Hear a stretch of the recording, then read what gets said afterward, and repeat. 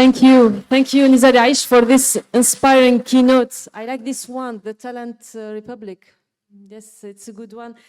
Please stay with me because we are moving now for the next session, and it's an inspiring discussion that will be between you. So Nizar Yaiche, and please welcome back to Professor Jacques Dongarra. There will be a Q&A session just after this discussion, which will be moderated by Sirin Zaltani.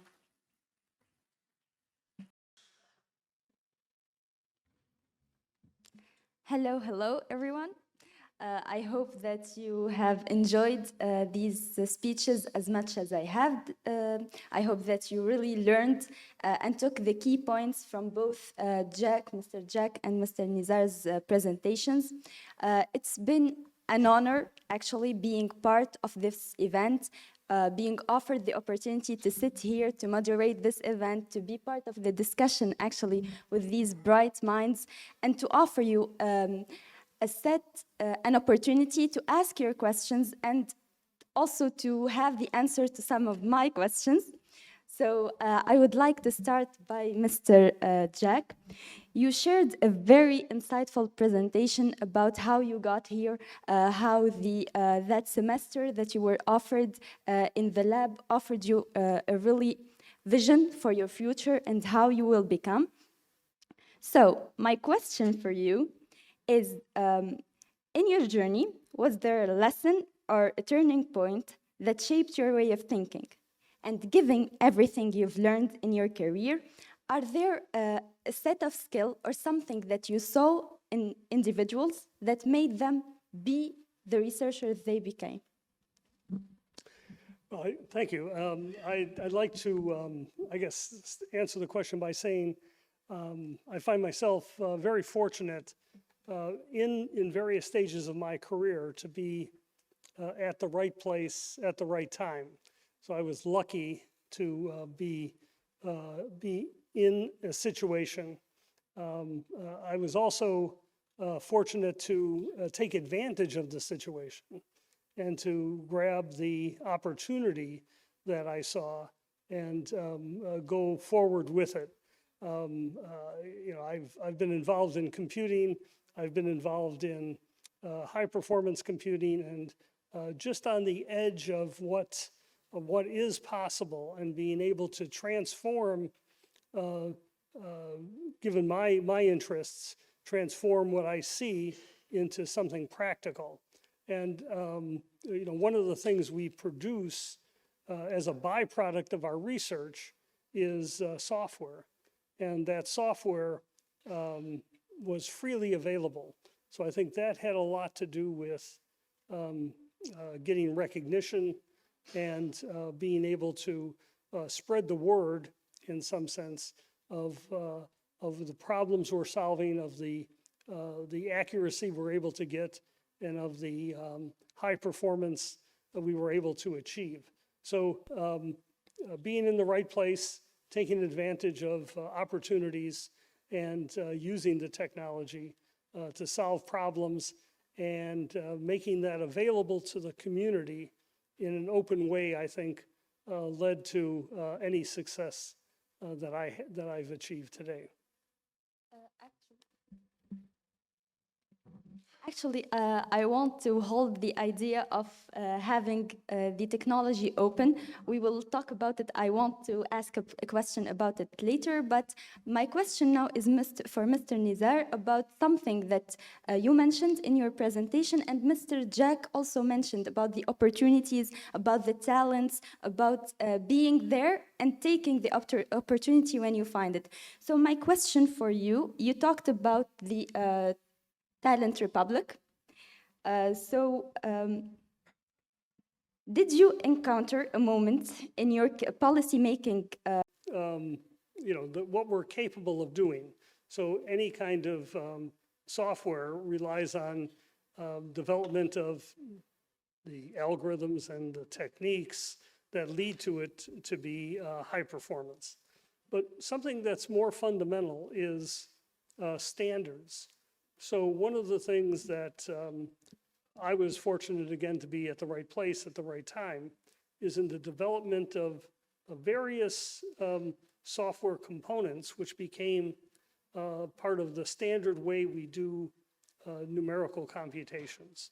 And some of those were primitive kinds of operations, which we saw being used over and over again.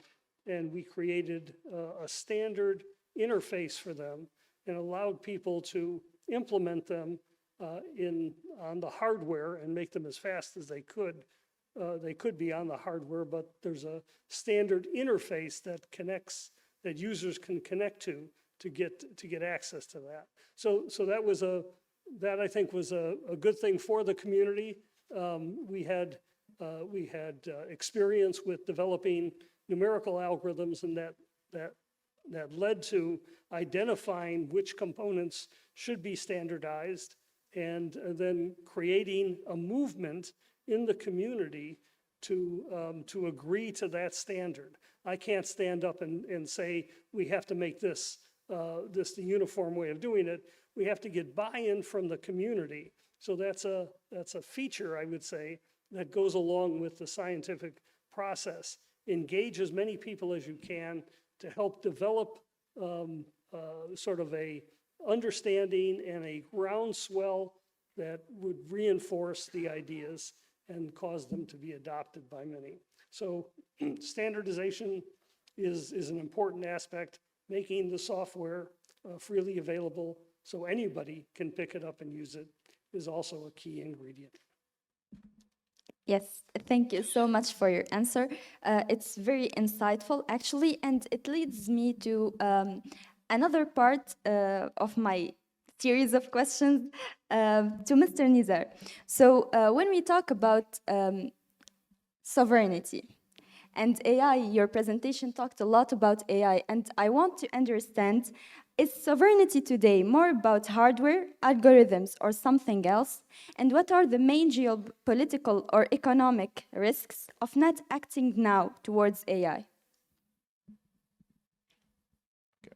So the definition of sovereignty definitely evolved significantly over time, right? If you go back only 100 years or 150 years in history, it moved slightly from the meaning of geography and borders and protection and army and all these ideas to gradually to the industrial dimension of it. And then it evolved also significantly over the last 2 decades.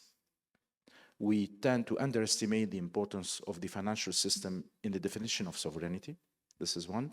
And now with the arrival of AI, that's clearly we are in the heart of the sovereignty of nations. And it has many layers. There is, of course, the compute part. You cannot be fully dependent on something which will change and is reshaping the world where all the compute is elsewhere. Definitely. That's the first layer. The other layers are the algorithm that we talked about today in many ways, and you cannot depend on someone else who's defining how we treat the data and how we analyze the data. The third one is definitely the data. And it's part of the modern, for me, definition of sovereignty. And the fourth one are the talents. So it's the combination of 4, or of these 4 dimensions that each nation has to look at and build and protect and enhance so that we can talk about sovereignty. We have so many examples in the past where, for example, some countries and companies, etc., trying to influence other countries during the election process. So we are talking about democracies, and we have some concrete examples.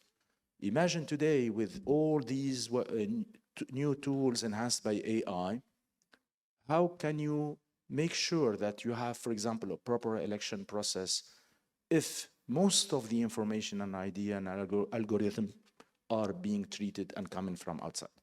That's a very important topic. It's linked to cybersecurity also, etc. This also to be added to the fact that most of LLMs are Western LLMs today. 90% of the usage, the data, as I said earlier in my presentation, 90% of it was created in the last 5 years. 80% of the 90% are being managed by probably 10 or 11 companies. So these are very important elements, how we protect our identity, how we protect ourselves from somehow some strange ideas that can enter gradually into societies, but at the same time, stay open to innovation, stay open with an open heart to interactions with all the cultures and countries in the world. So that's the balance that we need to find. And the second part, what are the risks of not, oh, you already talked about other entities interfering in your own policies, and yes. Thank you so much for your answer.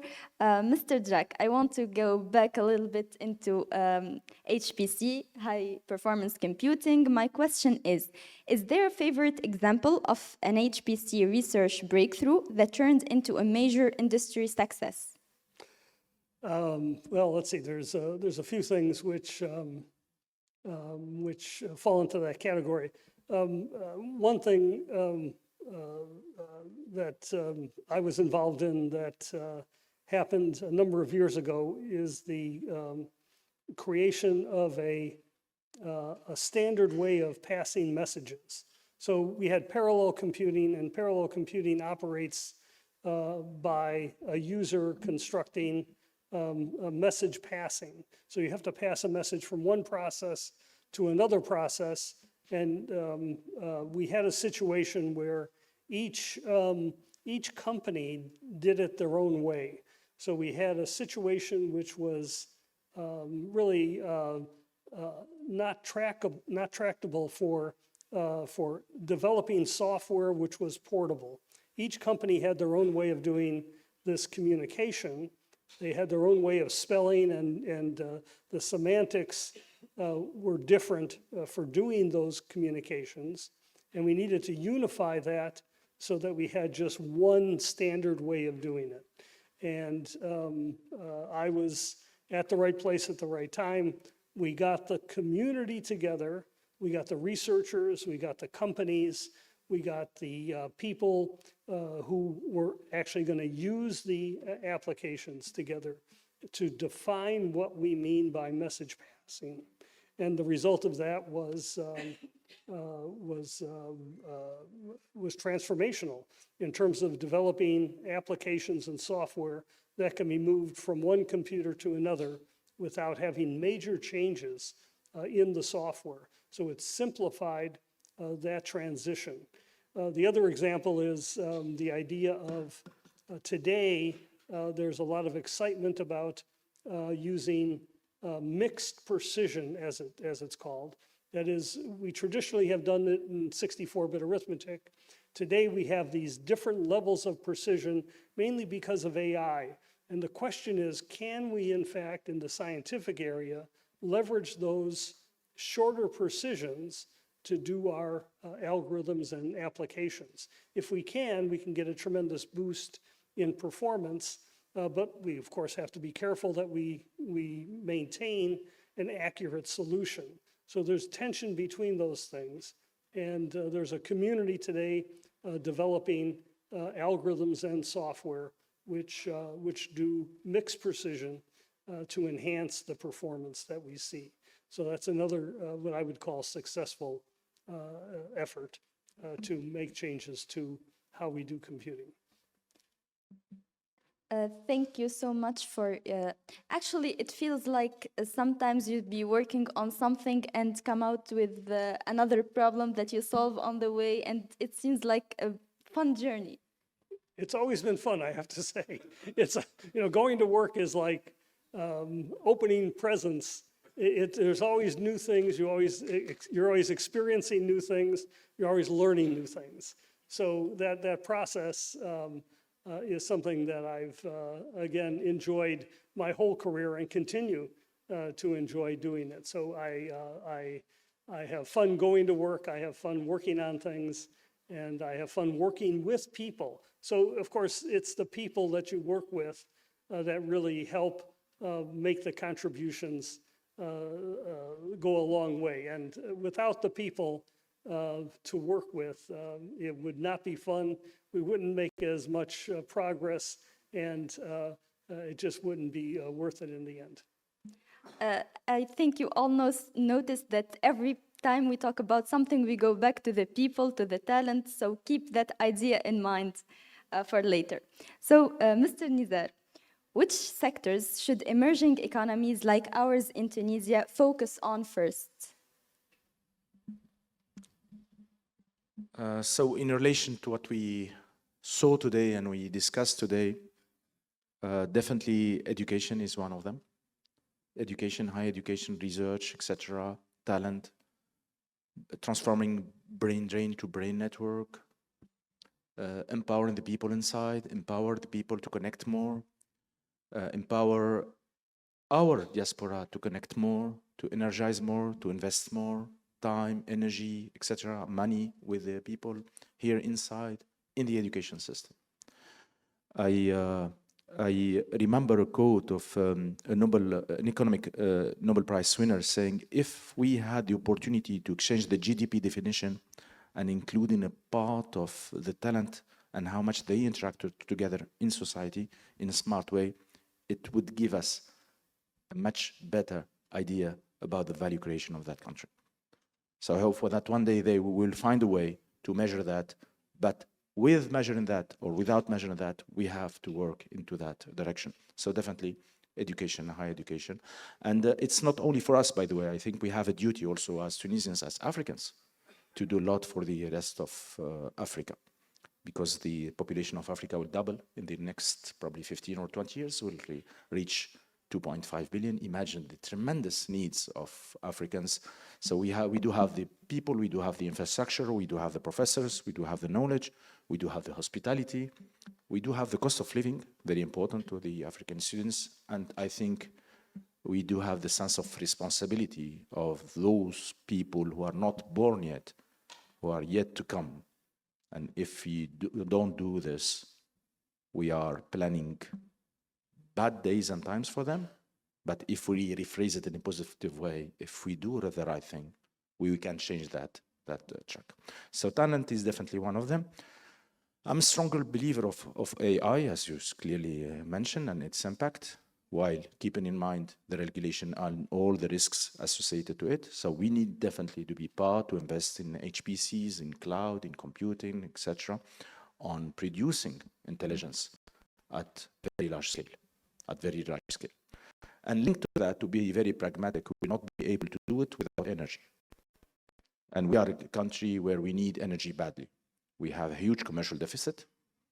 Last year it was 18 billion Tunisian dinar. Probably this year will exceed 20 billion Tunisian dinar. 2/3 of that is energy.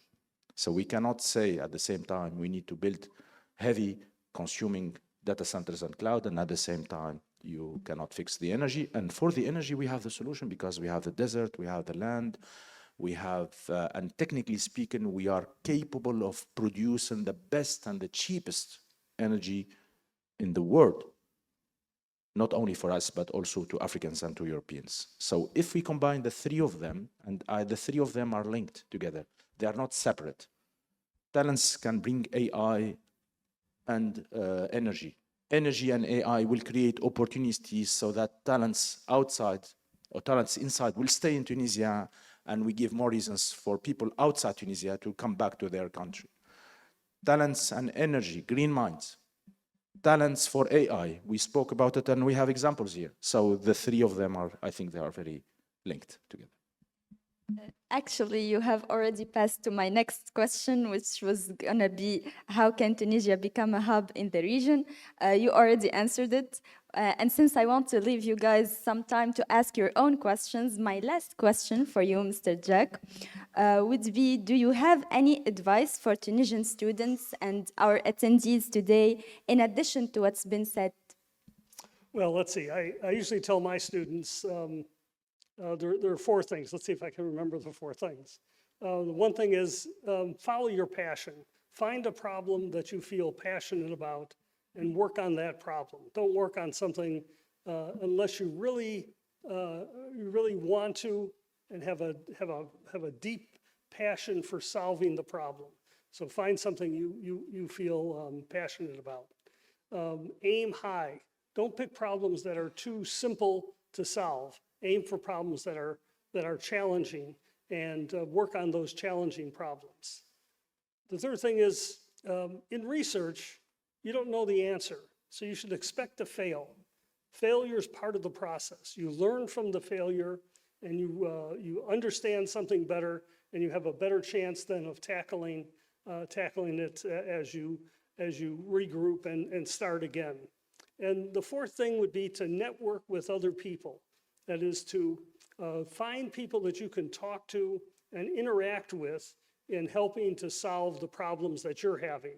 They're going to come to you. If you do that, they're going to come to you and ask for help in solving their problems. And people are not going to take your ideas. You're going to work together.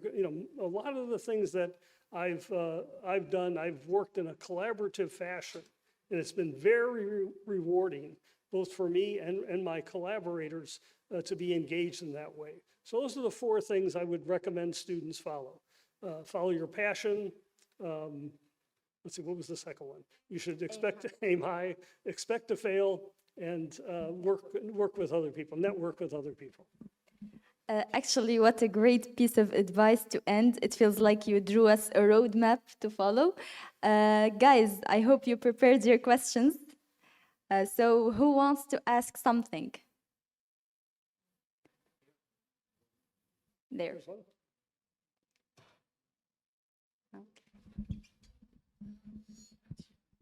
So, hello everyone. This is Mohammed Saifuddin, 3D engineer at Unilumel. So, I have general futuristic questions regardless of the future of semiconductors. So, as you can see, TSMC and Samsung pushed the manufacture for 2 nanometer semiconductors at 2025. And humankind will reach a bottleneck in the size of semiconductors. So there is a limitation. So as Professor Jack showed us in the presentation, the evolution of the power of the semiconductors goes with how the semiconductor goes smaller and smaller. Like before we had 7 nanometer chips, like 5, 4, 3, we saw Apple moving to SoC chips, like system on a chip, and get out of 86 architecture. So we can go to at least like 1 nanometer. So what do you see the future after that? Because we're going to stop there, because there is an atomic size of the semiconductors that we can't go smaller to. So will humankind like stop there, or we're gonna switch to like quantum computers, or? Well, so you make a good point. We can't go below a certain. I think a silicon atom is about 0.2 nanometers. So that's a limit that's fixed. So we can't go below that in terms of feature sizes if we're going to use silicon. We think about a chip, and we think about a chip being a small device which is two-dimensional. But chips today are being made much bigger, so we have much larger chips. There's a company called Cerebras which makes a chip which is I can't remember exactly the size, but it's an enormous chip where they put all of their information. It's a parallel thing that you have to run in a data flow setting, and it's capable of doing many things. The other thing that's going to happen is we've always thought of two-dimensional, and today we have memory which is three-dimensional. So we have stacked memory, which allows us to put much more memory in a given spot.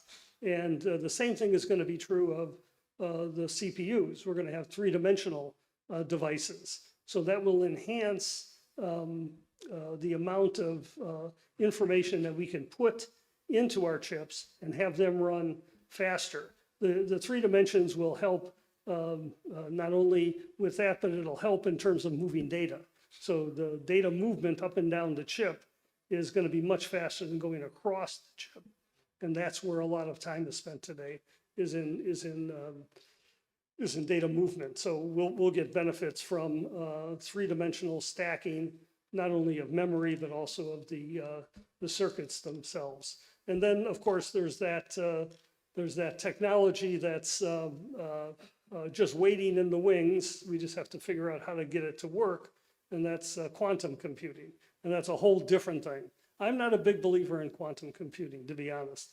I think it's something that's going to take a long time to really mature. It's going to be, revolutionary when it finally does mature. But at the moment, we're a long way from it. We only have a few algorithms that are quantum algorithms. There's really no software that allows things to run.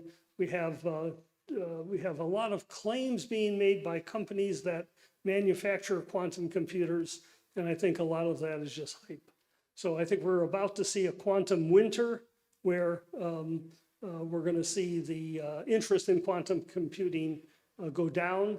We had this of AI many years ago. It went down, it recovered for many reasons, and I think it'll take a while for quantum after the winter to recover, and it'll be a very powerful tool, but that's going to happen after my lifetime.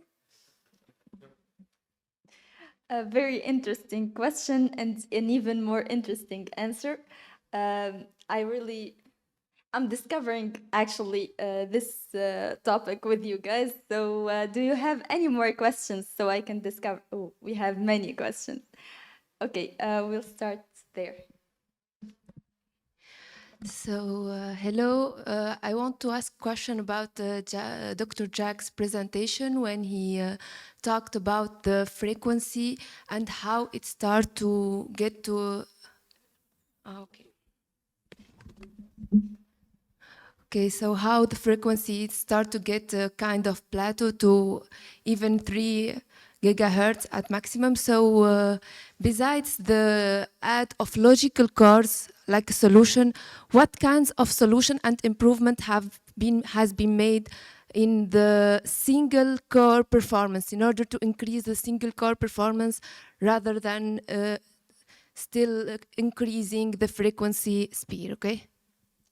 Right, so single core performance does have limitations today. High performance computing is parallel. Everything is parallel. So everything that we consider high performance computing takes that single core and then replicates it up to 1 million times. And now we're working with parallelism that's on the order of 1 million things. And it's a question of how we can manage that much parallelism, really. And having a single processor, the limitation is there because of the issues I've mentioned. Without special cooling, we really can't drive things faster. So maybe we'll have special cooling. In the past, the machines have been immersed in liquid nitrogen, and that'll help increase the frequency because we can deal with higher temperatures and we can drive things at a higher point. But it's very expensive, of course, to use that kind of cooling in our high-performance computing systems. So I don't see that as a real solution to the problem. I think we're going to be stuck, and it's going to be more waiting for some technology to emerge. So in the past, the technology, we had a conventional computer that was made smaller, and we added the technology change that happened as we added GPUs to it so that we were able to do the floating point computations much faster, and that allowed us to move past that point. And I don't know what the technology change will be, but I'm sure something will happen to allow us to go past these points. Another very interesting question. Thank you for your question. Thank you for your answer. I think we have time for one last question. So you in the back. Hello, Mr. Dongarra. I present myself. I'm Mohamed Aziz Ben Amr, and engineering student at Esprit Engineering School. I'm also a member of Deep Flow Club, but it's in our faculty. And actually our goal is to democratize AI in Tunisia and make it simple to even non-engineering students. So my question here is, what advice do you have for students who want to work on the intersection of AI and high-performance computing? I think they should do it. That's the advice. Progress in it. So I have to say that this AI stuff is serious stuff. It's important, and it's going to have a tremendous impact on how we do almost everything. It's going to have more of an impact than what the internet had on us or has on us. So it's something that we should be engaged in, and we should learn more about it, and we should educate students in terms of what it is and what the capabilities are, so that we can all see the benefit of what's going to happen. But it is very important to how we go forward as a society to have AI. Of course, there are issues that have to be worked out, and issues about how secure it is and how we interpret the answers. But it's going to have a major impact, and again, more important than what the internet was. Thank you so much for your answer. It's very insightful. So as you heard, Mr. Jack, just do it. It's very interesting. And I'm so sorry, but we have a time limit. I want, though, to hear from our panelists for the last time. So Mr. Nizar and Mr. Jack, I want the final word from each of you. I'll start with Mr. Nizar. What a great event, and what wonderful moments that we are living all together right now with you, Jack, with an amazing organization team. Thank you, Serene, very impressed by the questions and this moderation. Thank you, Rauya, Sonia, and team. What amazing moment of music and content. And this is what we need to continue doing all together in this spirit of sharing and giving back, and trying to connect with people inside and outside, and occupying the space badly needed with great content which is useful to all of us as Tunisian, but also to the globe. Thank you.